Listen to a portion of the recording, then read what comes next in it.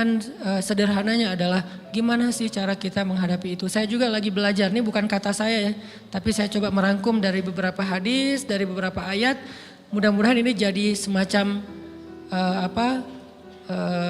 tips dari Allah, dari Rasul, cara kita supaya lebih sabar dalam menghadapi ujian, khususnya ujian perasaan. Pertama, saya mengambil dari hadis riwayat yang diriwayatkan dari Abu Hurairah, hadis Hasan. Nabi SAW mengatakan, "Ma yazalul bala'u bil mu'mini wal mu'minati fi nafsihi wa waladihi wa malihi hatta yalqallaha ta'ala wa ma alaihi khati'ah." Tidaklah seseorang selesai diuji, baik dia laki-laki orang yang beriman atau perempuan yang beriman, baik itu ujiannya terjadi pada dirinya atau melalui anaknya atau melalui hartanya, artinya ujian harta, ujian fisik, ujian perasaan, sampai dia bertemu dengan Allah dan dia tidak punya dosa. Apa maksud dari hadis ini?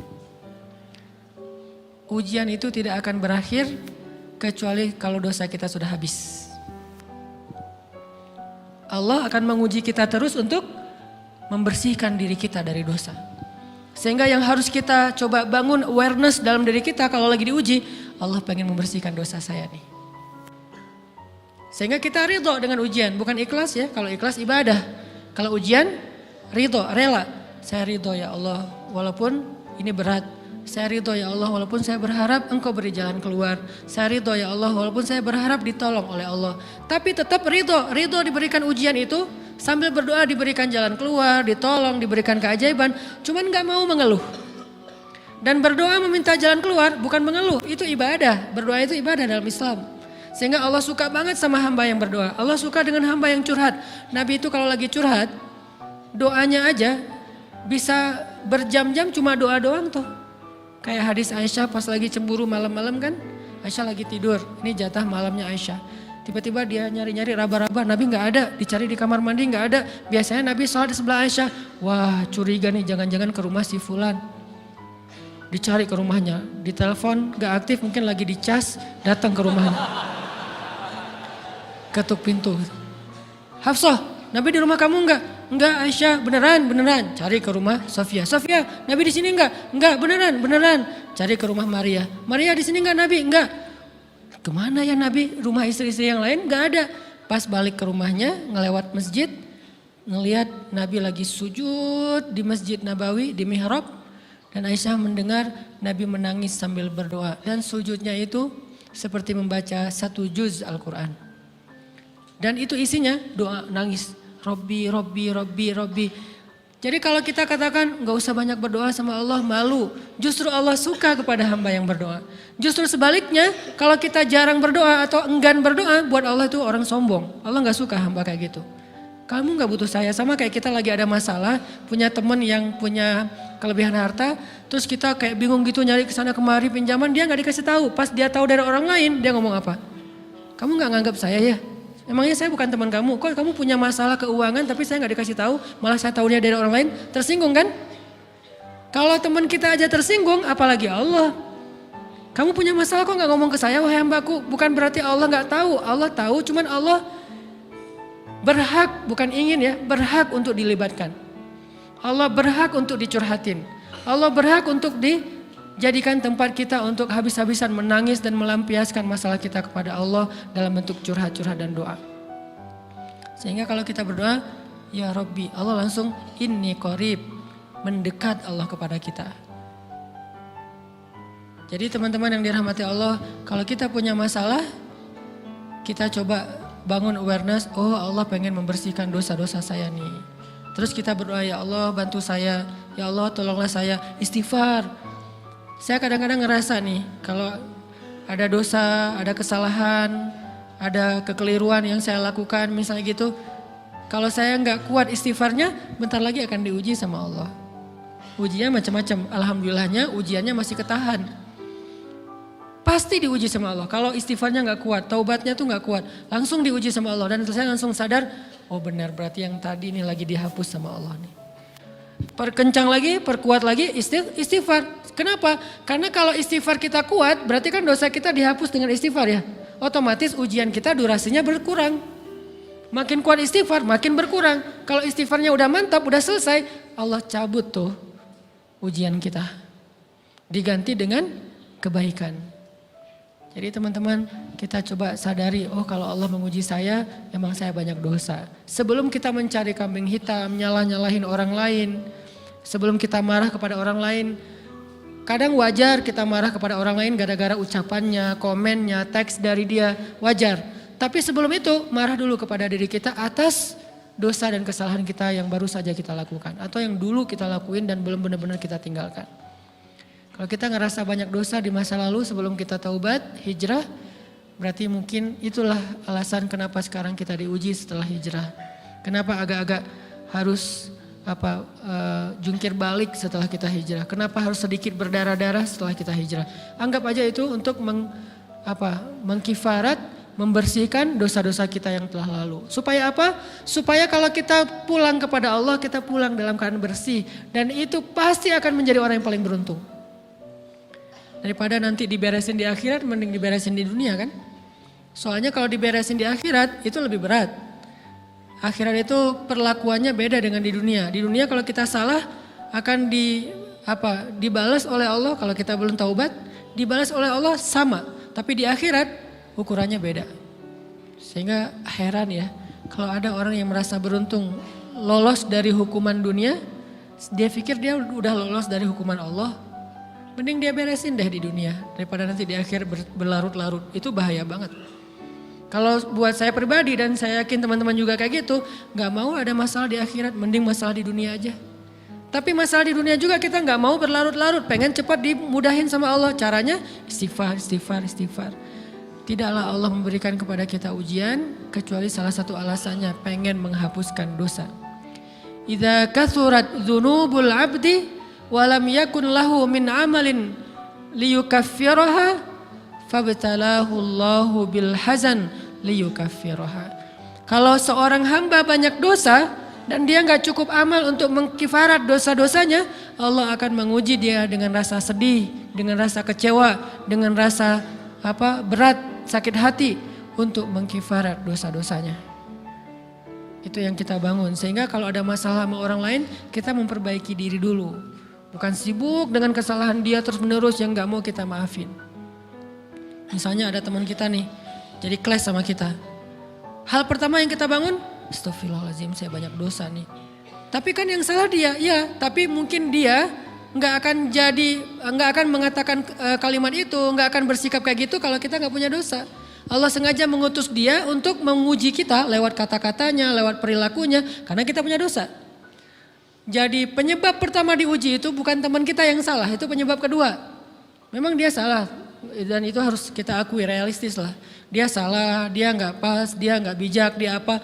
Oke, tapi yang mentakdirkan dia salah kepada kita Allah Subhanahu wa taala. Kenapa Allah takdirkan gitu? Karena kita masih punya banyak dosa. Allah kirim kita ujian, bisa manusia, bisa alam, bisa dalam diri kita sendiri. Itu semuanya adalah cara Allah untuk menguji kita dan membersihkan dosa-dosa kita. Ini yang kita bangun pertama. Yang kedua, kata Nabi di dalam hadis Bukhari, "May yuridillahu bihi khairan." Yang terkenal kan yufaqihu fiddin, itu yang terkenal. Ternyata ada dua modelnya. Ada may yuridillahu bihi khairan yufaqihu fiddin. Siapa yang Allah pengen kasih dia kebaikan kebaikan, Allah akan buat dia mengerti halal dan haram. Itu berarti Allah sayang sama dia. Ini satu model hadis. Ada model yang kedua, mirip redaksinya. May yuridillahu bihi khairan yusib min. Hadis Bukhari. Siapa yang Allah pengen ngasih dia kebaikan, Allah uji. Hah? Kok gitu caranya? Ternyata kayak gitu rahasianya. May yuridillahu bihi khairan. Siapa yang Allah pengen ngasih dia kebaikan, Allah kasih dia musibah atau ujian. Kenapa bisa seperti itu Ustaz? Fa inna ma'al usri yusra, Inna ma'al usri yusra. Seolah-olah Allah bilang di dalam ayat itu, kalau kalian mau dapat kemudahan, biasanya lewatnya kesusahan dulu. Kalau kalian pengen dapat keberuntungan, biasanya dapatnya kerugian dulu. Tapi keberuntungan dan kerugiannya pasti gak sebanding. Keberuntungannya jauh lebih besar daripada kerugiannya. Kerugian itu kayak modal doang, DP. Jadi kalau kita mau dapat kejutan dari Allah, Allah kasih kita DP. DP-nya apa? Ujian, DP-nya musibah, DP-nya rasa gak nyaman. Itu DP tuh. DP terhadap apa? DP dari Allah terhadap hadiah-hadiah besar yang Allah pengen ngasih ke kita setelahnya. Cuman banyak orang yang menolak DP ini. Sama kayak kita misalnya. Kalau kita mau ngasih dia hadiah, kita kasih dia kayak kejutan dulu. Dia lagi ulang tahun nih, disiram air dulu. Setelah itu dikasih hadiah-hadiah yang mahal. Rela gak disiram air demi hadiah? Rela, udah siramin lagi aja. Kalau setelahnya ada hadiah. Yang kita gak rela, kalau setelah disiram, disuruh bersih-bersih sendiri dan gak dikasih apa-apa, kan gak rela tuh. Berarti ini bab iman, yakin gak kalau Allah tetap ngasih hadiah?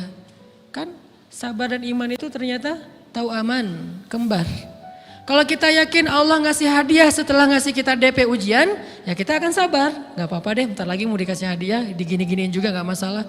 Dibully, diapain sama Allah, biarin aja. Ya Allah saya sabar, kan bentar lagi mau dikasih hadiah nih. Ini masalah yakin. Tapi kalau kita gak yakin, apa sih maunya Allah gitu kan? Begitu kalimat ini keluar, maka yang muncul setelahnya adalah mengeluh, berputus asa, dan gak akan sabar menghadapi ujian.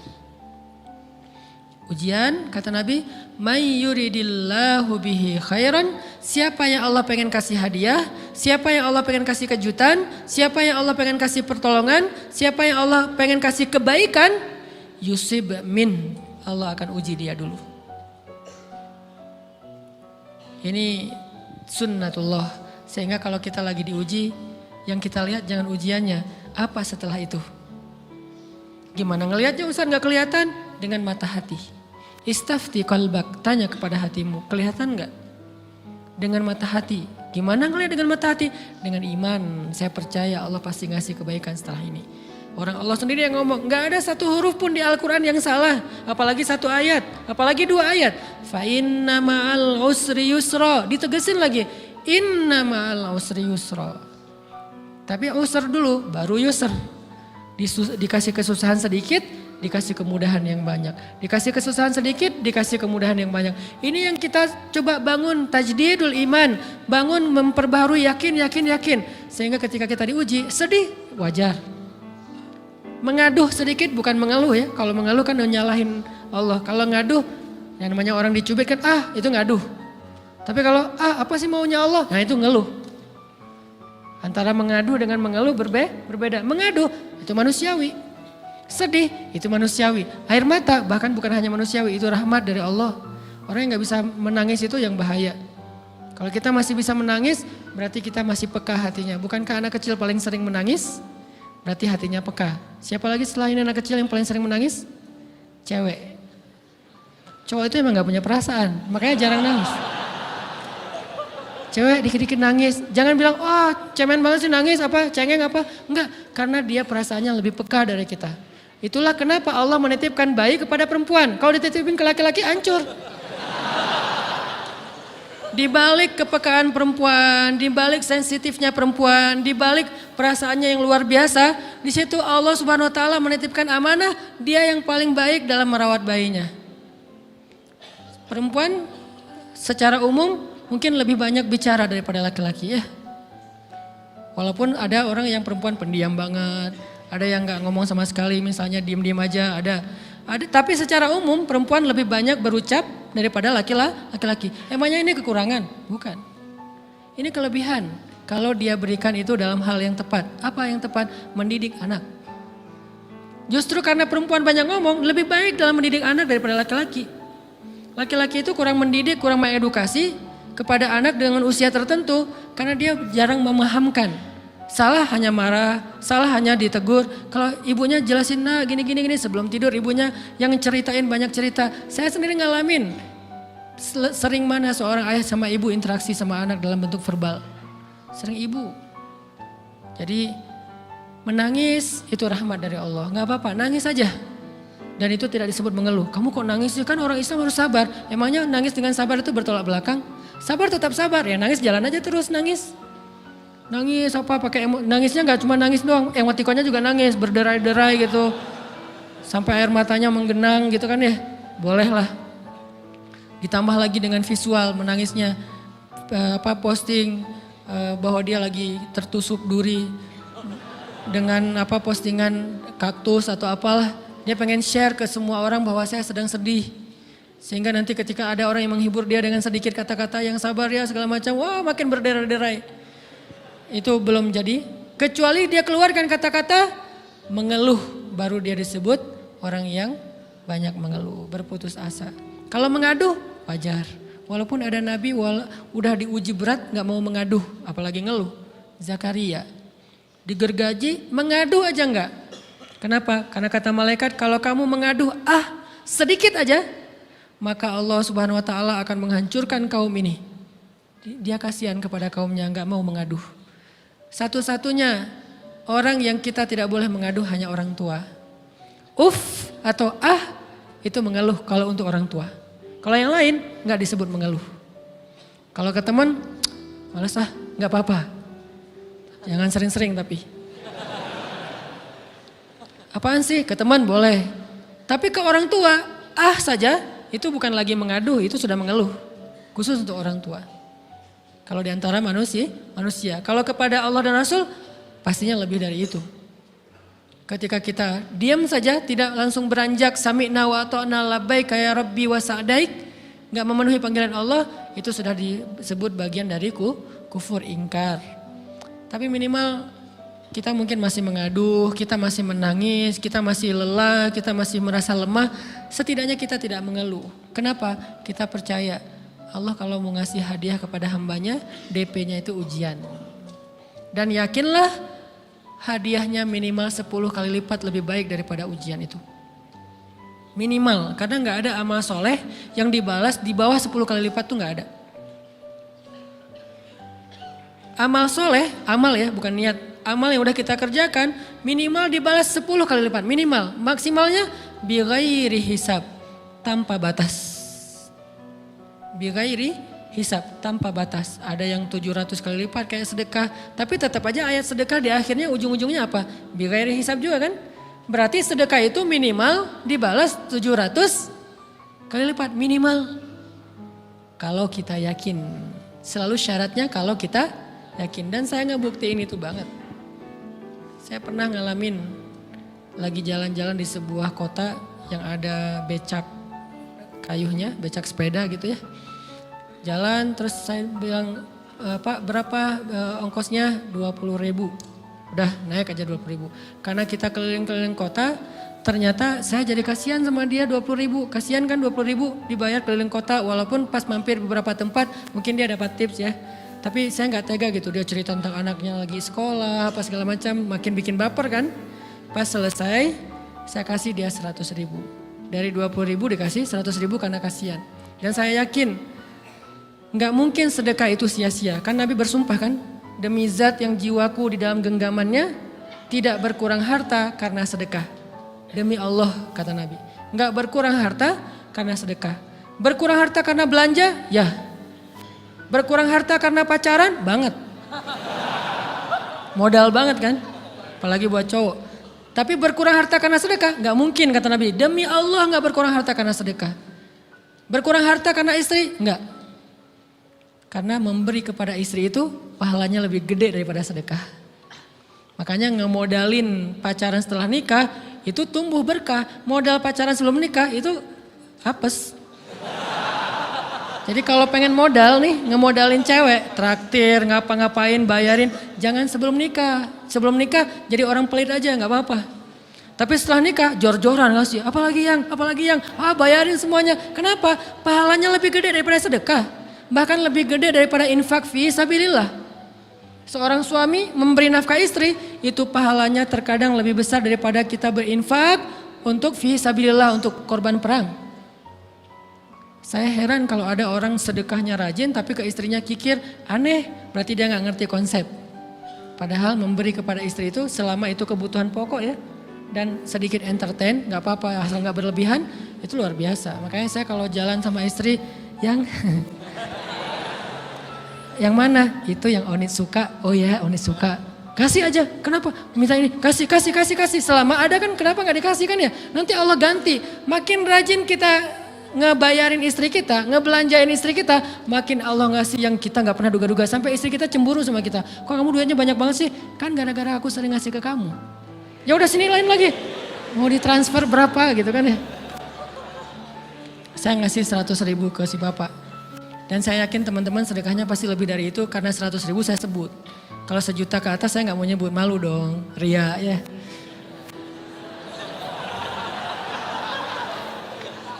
Sebenarnya nggak pernah sih.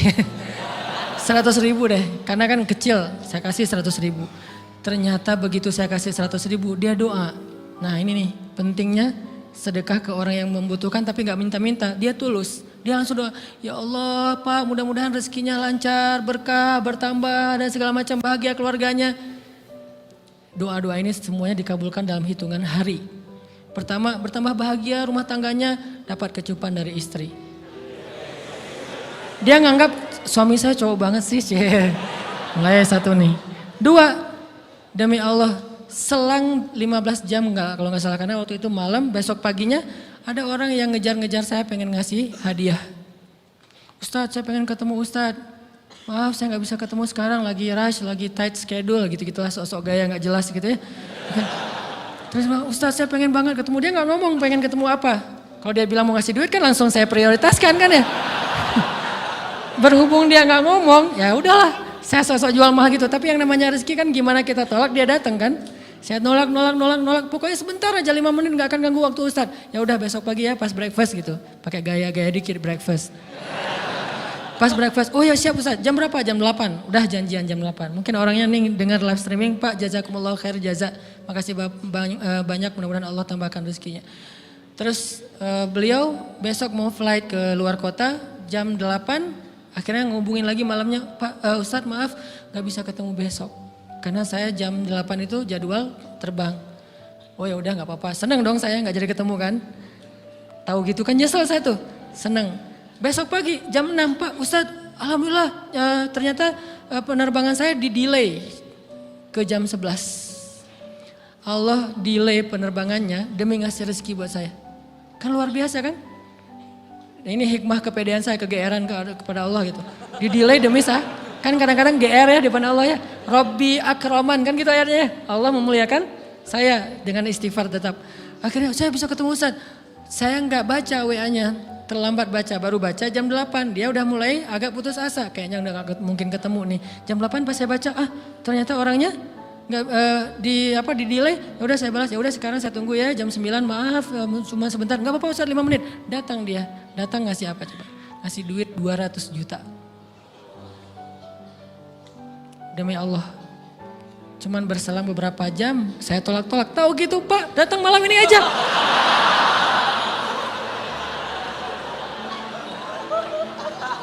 Harusnya malam itu juga saya cari orangnya. Kalau perlu saya yang nyamperin Bapak. Sherlock, saya kejar.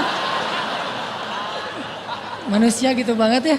Tapi Masya Allah di situ saya jadi tahu, oh doa orang itu lebih akurat, lebih mantap, lebih diijabah daripada doa saya. Mungkin bukan karena sedekah, tapi karena doa setelah sedekah. Ya Allah dan segala macam dimudahkan sama Allah. Itu luar biasa loh. Saya nggak percaya, saya pikir main-main, orang nih iseng kayaknya pengen ketemu doang, pengen selfie. Ternyata pas saya cek, ditransfer, di capture, Ustadz udah ditransfer. Saya, jangan-jangan nih jebakan Batman gitu ya. Nyari-nyari sana segala macam. Alhamdulillah ternyata emang niat baiknya pengen, alhamdulillah saya terkesan, saya dapat hidayah lewat Ustaz segala macam. Sekarang saya pengen membalas jasa Ustaz walaupun kecil 200 juta. Untung saya nggak kaget dan kemudian pingsan. Pak 200 juta stroke kan ya bahaya, lebih mahal dari 200 juta. Ini keajaiban ya teman-teman. Jadi kita tuh, saya kan sering bilang keajaiban itu terjadi tergantung tingkat iman. Bukan saya udah soleh banget enggak. Saya belajar terus untuk yakin deh sama Allah. Modal kita tuh kan gini sebetulnya kan. Duit kita tuh banyak loh teman-teman. Cuman gak disimpan di bank. Gak disimpan di saku. Disimpannya di sisi Allah. Bedanya apa sih? Kenapa kita kalau disimpan di bank tenang? Saya lagi punya duit banyak dari 100 juta. Di mana? Di bank. Aman. Kenapa kalau disimpan di saku aman, tenang? Kenapa kalau disimpan di Allah nggak tenang? Kenapa kalau disimpan di Allah kita bilang nggak punya duit? Ini kan nggak fair sama Allah. Nggak punya duit nih. Siapa bilang nggak punya duit? Kan ada Allah. Tinggal minta sama Allah. Tapi nggak ada wujudnya. Tapi kan ada janjinya. Bukankah janji Allah lebih kuat daripada wujud? Bukankah iman harusnya lebih mantap daripada sesuatu yang konkret yang kita lihat? Ada duitnya di sisi Allah. Kenapa nggak dikasih? Karena kita belum butuh. Kalau kita yakin duit kita itu ada di Allah, tapi dikasihnya pas kita butuh. Begitu butuh ya Allah, langsung dikasih sama Allah. Itu banget benar-benar terjadi dalam kehidupan kita. Pasti kayak gitu. Tingkat tergantung kita yakin apa enggak. Nih, kalau Allah bilang, "May yuridillahu bihi khairan", Allah kalau pengen ngasih hadiah kepada seorang hamba, Allah kalau pengen ngasih kejutan kepada seorang hamba, yusib. Allah kasih dia ujian sedikit aja. وَلَنَبْلُوَنَّكُمْ بِشَيْءٍ sedikit بِشَيْءٍ مِنَ الْخَوْفِ وَالْجُوعِ وَنَقْصٍ مِنَ الْأَمْوَالِ وَالْأَنْفُسِ وَالثَّمَرَاتِ وَبَشِّرِ الصَّابِرِينَ. Kami uji sedikit aja dengan rasa lapar, dengan rasa takut, dengan sedikit kekurangan ini dan itu, sedikit. Tapi wabasyiris sabirin, sampaikan kejutan kepada orang yang bersabar. Sampaikan kejutan kepada orang bersabar. Jadi bisa dibilang kejutan-kejutan hidup kita itu munculnya dengan iman dan sabar. Dengan iman dan sabar. Iman artinya yakin, husnuzon sama Allah. Ana inda dhanni abdi bi. Aku tergantung prasangka hambaku kepadaku.